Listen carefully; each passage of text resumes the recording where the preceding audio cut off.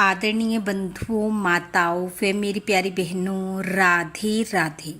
आप सभी का हमारे YouTube चैनल जीवन की धारा पर बहुत बहुत स्वागत है।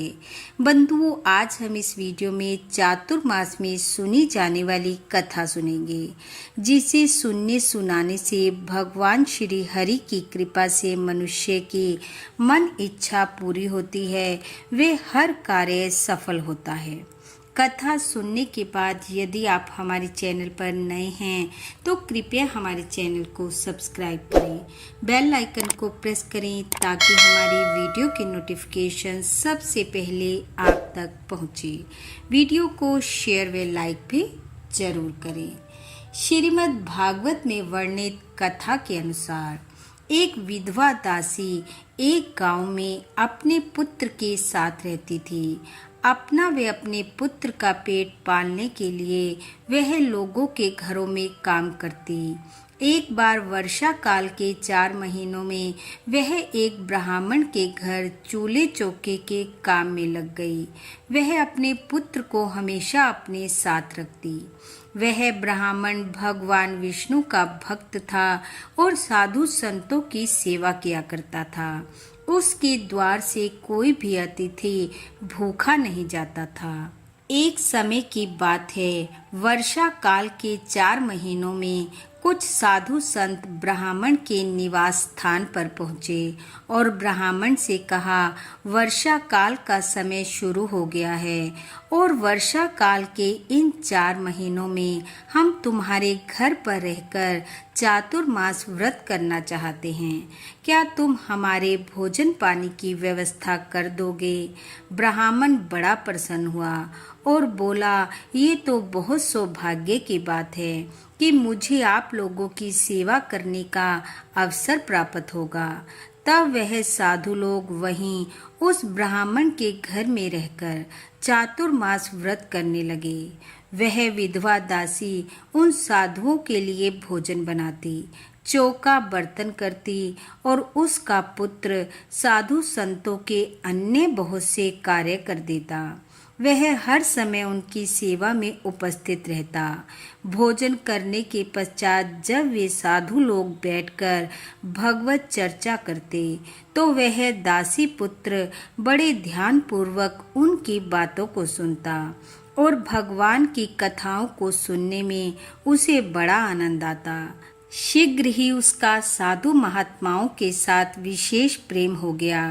अब जब वे साधु संत भोजन करने बैठते तो अपने भोजन में से कुछ भोजन उसे भी दे देते, जिसे वह बड़े ही प्रेम पूर्वक ग्रहण करता।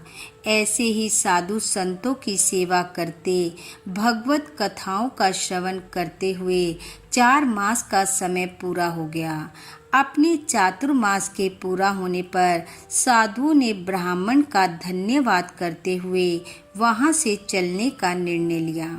परंतु जैसे ही वे साधु वहां से चलने लगे, वह दासी पुत्र जोर जोर से रोने लगा और उनके साथ चलने की जिद करने लगा।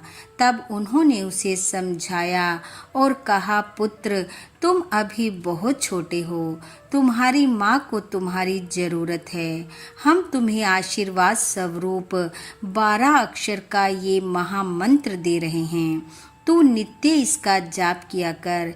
ऐसा कहकर वे साधु वहां से चले गए और वह अपनी माता के साथ रहते हुए नित्य उस मंत्र का जाप करने लगा। साधुओं की संगत, आशीर्वाद स्वरूप मिले उस मंत्र और चातुर्मास में उन साधुओं की जूठन खाने से उस बालक को ज्ञान की प्राप्ति हो गई और परमात्मा को पाने की चाह उसके मन में दिन प्रतिदिन बढ़ने लगी। परंतु वह अपनी माता को छोड़कर नहीं जाना चाहता था, क्योंकि वह अपनी माँ का और माँ उसका एकमात्र सहारा थी। वह माँ के साथ रहते हुए मंत्र साधना में लगा रहा। एक दिन संयोगवश उसकी माँ दूध दोहने जा रही थी कि मार्ग में एक सांप ने उसे डस लिया और वह मृत्यु को प्राप्त हो गई। वह बालक अपनी माँ को मृत देखकर अत्यंत विलाप करने लगा। परंतु शीघ्र ही उसे इस बात का एहसास हुआ कि शायद भगवान ने उसकी माँ को उससे दूर करके उसे सांसारिक बंधनों से मुक्त कर दिया है। ऐसा सोच उसने गांव वालों की सहायता से अपनी मां का अंतिम संस्कार किया और स्वयं प्रभु भक्ति के लिए जंगल की तरफ निकल पड़ा और जंगल में एक पीपल के वृक्ष के नीचे बैठकर साधुओं द्वारा दिए मंत्र ओम नमो भगवते वासुदेवाय का जप करने लगा। एक दिन जब वह इसी तरह मंत्र साधना कर रहा था तो उसे एक अलौकिक तेज के दर्शन हुए जिसमें उसे साक्षात श्री हरि दिखाई दे रहे थे।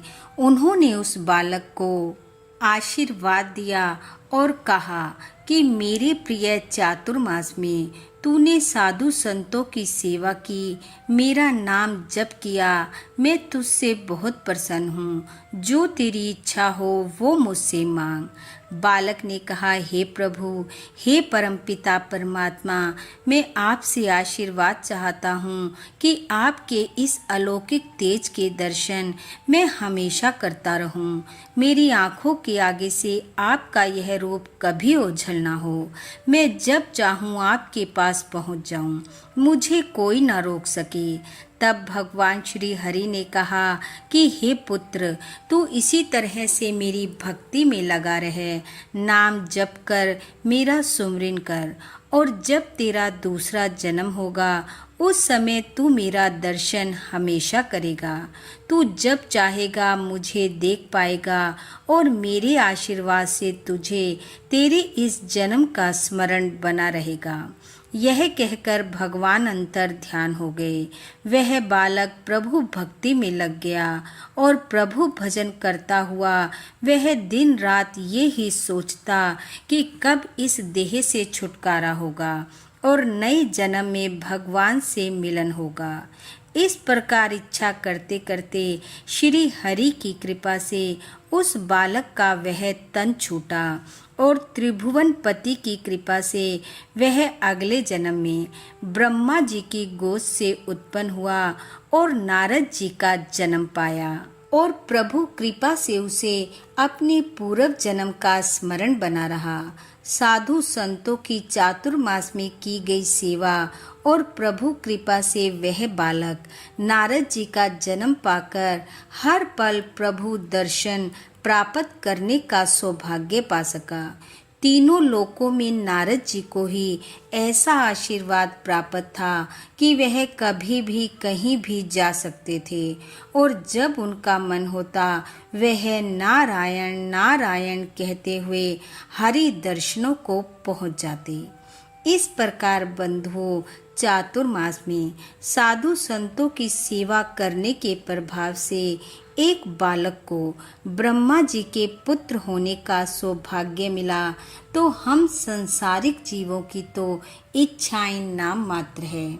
इसलिए वर्षा काल के इन 4 महीनों में भक्ति भाव से कुछ भी नियम जैसे जप, तप, व्रत, कथाओं का श्रवण, मंत्र जप आदि अवश्य धारण करें। भगवान श्री हरि आपकी हर इच्छा को पूर्ण करें, आपका प्रत्येक कार्य सफल हो, आपका घर आंगन खुशियों से महकता रहे।